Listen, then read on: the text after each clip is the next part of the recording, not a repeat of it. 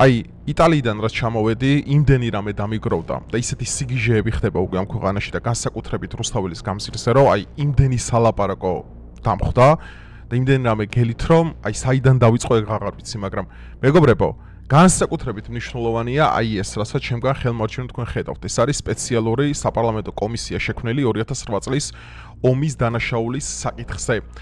იმდენი სპეკულაცია მოყვა ამ ყველაფერს, რომ ვითომ რაღაცა ეს მთავრობა ასამართლებს, გენერლებს, ჯარისკაცებს, იქ ვიღაცას ანწუხელიძეს დაიბარებდნენ და რაღაც სიგიჟეებს ავრცელებენ შიგევროპელები და ტყუილებს, 100%-იან ტყუილებს ავრცელებენ იმისათვის, რომ ხალხის ემოციებზე იაფასიანი მანიპულირება მოახდინონ, რადგან სინამდვილეში საერთოდ არ ეხება ეს საგამოძიებო პროცესი არც გენერლებს, არც ოფიცრებს, არც ჯარისკაცებს, აქ საუბარი მიდის მათ შემკვეთებზე, ანუ ნაციონალურ მოძრაობაზე, სააკაშვილები, კეზერაშვილები და ეგენი.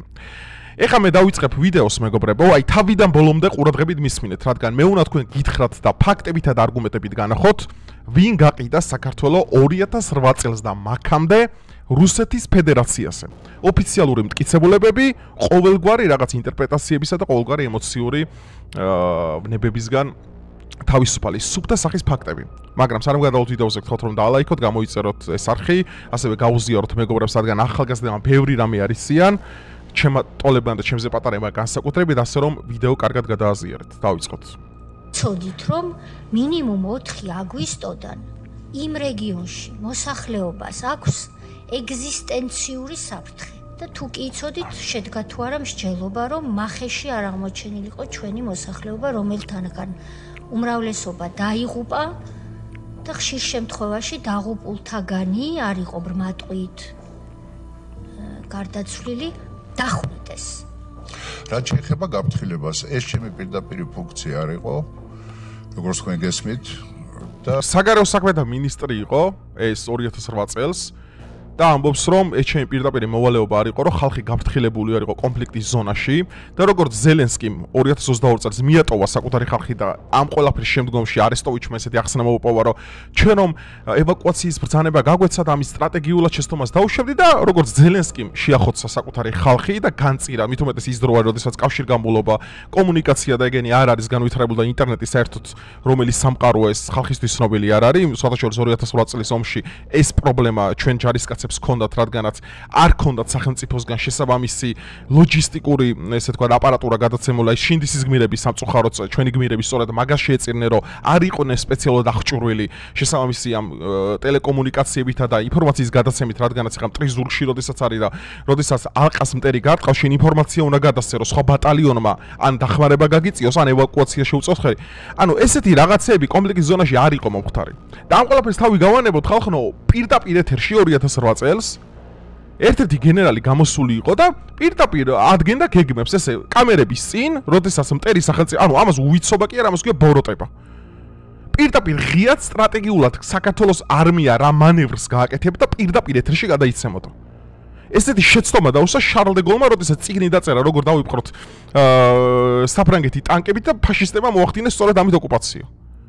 ანუ აი ესეთი სიდებილები, ეს ხალხო იცით რა, როდესაც პოლიტიკოსი ხარ, ეს აღარ არის უკვე მე შემეშალა, მე ესე მეგონა, ეს არის დანაშაული, რომელზეც უნდა აგოს შემკვეთებმა პასუხი. აქ ჯარისკაცი ანწუხელიძეს გმირია, შინდისელი გმირების გმირებია და ყველა ქართული ჯარისკაცი, ვინც საქართველოს ერთიანობასა და ტერიტორიულ მთლიანობისთვის სისხლი დაღვარა, გინდ გარდაცვლილი იყოს, გინდ ამჟამად ცოცხალი, ყველა გმირია, ამას ვის, ანუ აი რუსთაველზე გამოსული შიგევროპელები. ანუ სერიოზულად ამ ქვეყანაში რომელი იდიოტი ფიქრობს, რომ ჩვენი ომის ნებისმიერი ვეტერანი გმირი არ არის. ანუ რატო იტყუებიან ასე? რატო ასხავენ სპეციალურად ცეცხლზე ნავთს, რომ ვინმე თითქოს ან ჯარისკაცს ამ პროცესზე, ან გენერალს, ან ოფიცერს იმას შეებოდეს, რა ქვია, საგამოძიო პროცესები მაგ მიმართულებით მიდიოდეს. ეს არის ტყუილი ხალხო. აქ მიდის კონკრეტული გამოძიება. სააკაშვილი, მერაბიშვილი, კეზერაშვილი მთელი ეს კლანური მართლობა, რაც 2008 წელს არსებობდა. სიმართლე გითხრათ, რამდენჯერმე ეს საკითხი მე უშიშროების საბჭოზე ვახსენე და მითხრეს, რომ ამას მივხედავთ. რატომ არ გააფრთხილეს ადგილობრივი მოსახლეობა, რომ ომი გარდუვალი იყო და გამოსულიყავით. თუ თვითონ არ გამოგვიყვანეთ, ჩვენ ხო შეგვეძლო ჩვენი ძალით გამოსულიყავით. მათ სასწორზე დამატებინეს შვილისა და მამის სიცოცხლე. იძულებული გავხდი ორიდან ერთ-ერთი ამ მომენტია. მაპატიოს მამაჩემის სულმა და მაღალმა ღმერთმა, რომ შვილის სული ვარჩიე და მამა ვერ გამომიყვანე. დღემდე მამის საფლავი არ ვიცი. ისე დაიღუპა, რომ ვერ გავიგეთ იმის საფლავი სად არის. აი ხო გესმით? ხაზგასმით ახალგაზრდებო. ევროპის მოყვარულებო, ნატოს მოყვარულებო, თავისუფლების ხო გესმით აი ამ ქალის წუხელი. ეს ვისი დანაშაულია გეკითხებით? აი ვისი ბრალია ეს ყველაფერი? ბიძინა ივანიშვილი მართავდა 2008 წელს საქართველოს? ყობახიძე მართავდა? მე ვმართავდი? არა გეკითხებით ეს ვისი ბრალია ეხა რას ქალსაც ეს ხო ნამდვილია ეს ჩანაწერები ხო ეს რასაც ყვება ვისი ბრალია მითხარით რატო არ გინდათ საკუთარ თავში ჩაიხედოთ როგორ აგუიმებინებთ ბიჭო ამ ფორმულას თავას და ტევ პირველს საკუთარ თავს ანუ არ მესმის ანუ ხანახავ ფიქრდები რაღაც შიზოფრენია უკვე ამ ქვეყანაში რა მარტივი ჭეშმარიტება დაიდო თვითონ თავიდან ბოლომდე მოусმინე ამ საგამოძიებო იმას რა ქვია კომისიას YouTube-ზე არის პარლამენტის საიტზე არის შეგიძლიათ გადახვიდეთ ლაივში მოусმინოთ თავიდან ბოლომდე არსა წულუკიანი ყოველ ჯერზე ვანა თქვენ არ გადანაშაულებთ გენერლებო არ ჯარისკავთ თქვენ არა ეს დაბარებულები არიან რომ ინფორმაცია გუდა გაიხსნას თავიდან ბოლომდე გამოძიება მიდის სააკაშვილმა რა გააკეთა ივანოვთან როგორ გადასცეს სტრატეგიული ობიექტები რომელიც ყოდორის ხეობის დემილიტარიზაცია როგორ მოახდინეს და კვიციანი როგორ გამოუშვეს იქიდან და ფაქტიურად რუსეთს გადაუფორმეს ყველაფერი აი ძმაო აი ეხა მე განახებთ აქ ჯერათ შემი აგერ განახებთ აი ხა სად არის აჰა აი როგორ მიყიდა სააკაშვილმა საქართველოს რუსეთს არა ოკუპაციას 15 ნოემბერს ვარდების მოედანზე ნაციონალური მოძრაობის ანტირუსული რიტორიკა კიდევ ერთხელ მოისმინეთ 7 ნოემბერი 26 მაისი და გახმაურებული მკვლელობები იქით იყოს და რა მოუხერხოთ ლოგიკურ და დღემდე პასუხგაუცემელ კითხვებს რაც სააკაშვილის ხელისუფლების პერიოდში ქვეყანაში რუსული ინვესტიციების შემოდინებას უკავშირდება აგვისტოს ომის შემდგომ პერიოდშიც კი საქართველოში მსხვილი რუსული კაპიტალი შემოვიდა აღსანიშნავია რომ დღეს სოფლიოში აღიარებული ქართული ბრენდი ბორჯომიც რუსული საინვესტიციო ჯგუფის ხელშია ეხლა მე თქვენ განახებთ კომპანიებს რომელიც სააკაშვილის დროს გადავიდა რუსეთის ფარველობისა და იურისდიქციის ქვეშ ინტერრაო, ინტერჯორჯია, ინტერათელასი, ესეს ბორჯომი, მადნეული, კვარციტი, აზოტი, ელმავანშენებელი ქარხანა, ლუკოილი და ჩამონათვალია ქართული პროდუქციის უდიდესი ნაწილი. ვინ გაყიდა რუსეთზე საქართველოს გეკითხებით? აი, კითხვას გისვევთ, ფაქტები დევს აგერ, ეს მარტო კომპანიებია. მიწებზე აღარ მაქვს საუბარი, ენგურჰესი, აღარ მაქვს კოდორი, აღარ მაქვს ახალგორი და მთელი ეს ტერიტორიები რომ მოიჭრა საქართველოსთან. ვინ გაურიგდა რუსეთს მაშინ? ვინ იყო ყველაზე პრორუსული? ვინ იყო სამშობლოს მოღალატე? ვინ მართავდა საქართველოს 2008 წელს? პრეზიდენტმა უმაღლესმა მთავარსარდლმა საკუთარი ჯარი მიატოვა ომიდან. და გამოდიან და ანწუხელიძე რომ გმირია, ეს არც ერთ ქართველს არ უნდა მიშეხსენება. ეს ყველამ ძალიან კარგად ვიცით.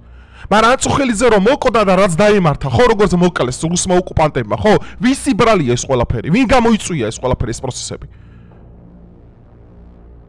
2022-ში ვინაა დამნაშავე რუსეთში იმას რა ქვია, უკრაინაში ამდენი ხალხი ჩაიხოცა? არ ქონდა უკრაინას ომის აცილების შანსი?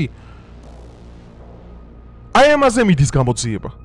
და ისინი გამოდიან და იცი ეს გმირია, ვიცით რომ გმირია, თქვენზე კარგად ვიცით. ანწუხელიძე მე რომ მიყვარს და მე რომ გმირათვლი, ნეტა შიგევროპელების ერთ მერვეც მაინც გონეს გონებაში გააზრებული მაგ დიდებულმა ადამიანმა რა საუკუნის გმირობა დაუტოვა უახლესი ისტორინა საქართველოს. და შიგევროპელი მე მიხსნის პატრიოტობის ნიადაგზე რა არის ქვეყნის სიყვარული? და ეხა უყურეთ, კადრებს განახებთ რა, ეხა ხო ხდება აი ამას უყურეთ ერთი რა. ეხა უყურე აი ამ სიგიჟეს უყურეთ რა. გამარჯვება ხალხშია. სამაერთო ხალხშია.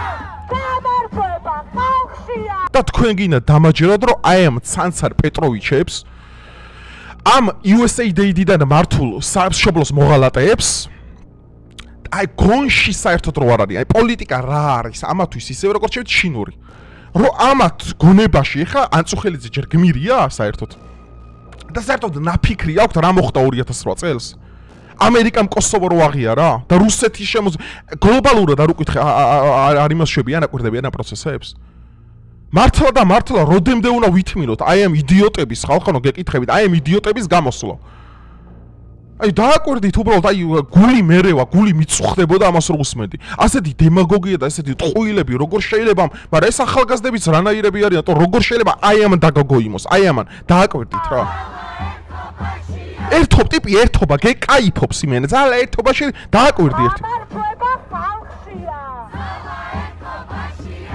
საკუთარი ერის მტერი თქვენზე დიდი ერის მტრები ვინ აი ამ პოლიციას მადლობა აი ამ პოლიციას უდიდესი მადლობა ამ ნერვული გამძლეობისთვის თორე აქ რომ მე რო ვიდგე ხა ამ პოლიციის ადგილას არ ვიცი საკუთარ თავზე პასუხს არ ვაგებდი ნამდვილად ეს არის ხალხო ბოლო დონის შიზოფრენია. ამაზე მაღლა ფსიქო, საერთოდ სომატიკა არ არის ზოგადად. ანუ არანაირი ნერვული დაავადება, ფროიდი ვერ დაუსვათ ამ დიაგნოზს და ვერც იუნგი ვერ დაუსვავს. ამერიკის შეერთებულ შტატებმა ამხილა მსოფლიოში დაფინანსებული NGO სექტორები, ტრამპმა გატეხა ეს და გახსნა ყველანაირი кейსი. ბიჭო, ტრამპმა აღიარა, ევროპაში გამოვიდა იმათმა აღიარეს.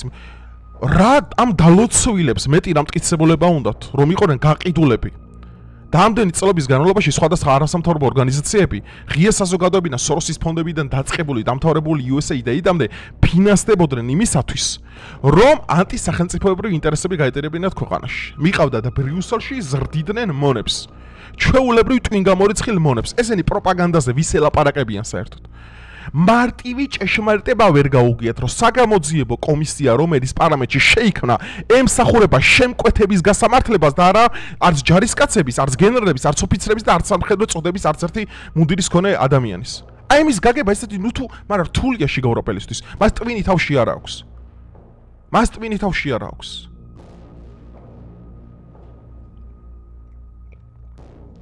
ოღა სტალინის ჭიქითაც როსავი ხა იმას ყავას ხა ეგაც გამიხსენო რომ პრორუსულია რუსეთი არავის არ უყვარს აქ და არავინ არ არის აქ პრორუსი პრორუსები ვინებიც იყვნენ აი 2008 წელს ვინებიც იყვნენ საქართველოს თავრობაში აი იქ მოიკითხეთ ვინებაც გადაუფორმეს მთელი საქართველოს რუსეთს ვინებიც იყვნენ პრორუსებიც რუსეთომეების სამშობლოს მოღალატების და გამყიდველებიც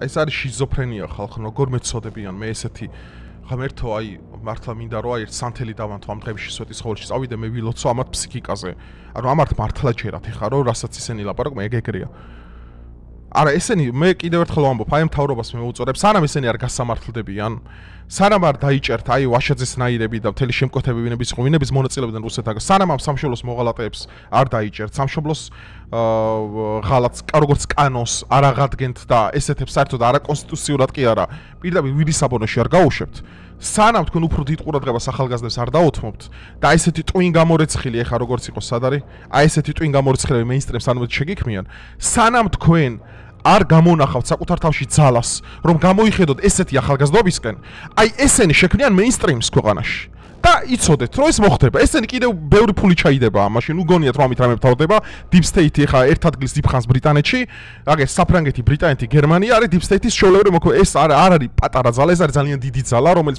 უზარმაზარი რაოდენობისა და უზარმაზარი შემძლეობის ფინანსურ აქტივებსა და ფინანსურ შესაძლებლობებს ეს ამათი დაფინანსება გაგრძელება თქვენ თუ თავრობა არ იმოქმედებთ და არ გამოიყვანთ ახალგაზრდებს არ მიცემთ სარბიელს აი ეს რეალობა გექნებათ და მოწამლული იქნება საქართველოს პოლიტიკა და საქართველოს ყოფა ცხოვრება გეუბნებით მოიფიქრეთ ახალი პროექტები მოიფიქრეთ ახალი დაფინანსების წყაროები რომ ნორმალური ახალგაზრდები მოიყვანოთ ხელისუფლებასა და საჯარო სამსახურებში სხვა აი მე გეუბნებით ხალხო ამას თუ არ დაუყენეთ ჩემნაირი ამას თუ არ დაუყენე ვინც ნორმალურად ასრონებს ეს რომელიც იღიმის ახლა და თანაწუხელი ზიადარდებს შეგიქმნის დღის წესრიგს ქვეყანაში მე არ მინდა ესეთ ქვეყანაში ცხოვრება ამიტომ სერიოზული მუშაობა ამაზე დასაწყები ესენი თუ მე კიდე შემდგომ არჩევნებზე ვნახე აი ალბათ გამოვიბა მარყოს და გადავიქანები პირდაპირ მეორე სართულიდან ამიტომ დროა რომ თქვენ სერიოზულად მიუდგეთ ამ პროცესებს მარტო გასამართლება არ არის ამათზე უნდა იმუშაოთ აი ამ ახალგაზრდებზე ეს არის ყველაზე მთავარი თორე იმათ კი დაიჭერ ხო მიშა უკვე ციხეშია მიშას აღარ ამიგამ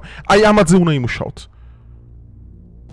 როგორც ისინი მილიონობით ფულს ხარჯავენ ახალგაზრდებში თქვენც უნდა დახარჯოთ მილიონობით რომ კონტრრევოლუციური სიტუაციების სცენარები შევქმნათ ამათ ამათი საბლატაო ბიჭო სად არის შეხედეთ აი ამის საბლატაო სად არის ამ ქვეყანაში ორჯერ ორი არ ესმით რა არის პოლიტიკა საერთოდ წაკითხული იტალიაში ვიყავი რა ვიდეოებია ჩაწე მაკიაველი რა აზრია ქრისტეს ყბედობ რისტვის ყბედობ ნეტა განათლებულმა ისედაც იცის ყველაფერი ამის ტვინში ვერაფერი ვერ შევა შეუძლებელია ამიტომ მეგობრებო ბოდიშით ესეთი საუბრისთვის ჩემო გამომწერებო, ძალიან დიდ ბოდიშს გიხდით, მაგრამ მე როდესაც ესეთი დონის იმბეცილიზმს ვაწყდები, მე დაბალი ემოციური კონტურებით არ შემიძლია გამოვხატო ეს ყველაფერი, ამიტომ კონსტრუქციულად უგენა ჩვენ ყველაფერს მიუდგეთ, ძალიან გთხოვთ ახალგაზრდებო ნორმალურები, ვინებიც ხართ, კარგად გამოიკვლიოთ ეს პროცესი. ნუ უსმეთ, ნუ აგოიმებინებთ ოპოზიციურ არხებს, ტვინს და ლიბერალურ მეინსტრიმს. მათ დააშტერეს ბევრი ახალგაზრდობა სამწუხაროდ, რომელთა მოტრიალება ჩემთვის უკვე შეუძლებელია პირდაპირ გეუნებით არ წმალავ. შიგევროპელის მოტრიალება ეს არის შეუძლებელი რა, ამიტომ მასზე უნდა იმოქმედო, ალბათ ხედავთ ყველაფერს. ყველაფერს აქვს საკუთარი რეცეპტი ისტორიაში, ყველაფერს.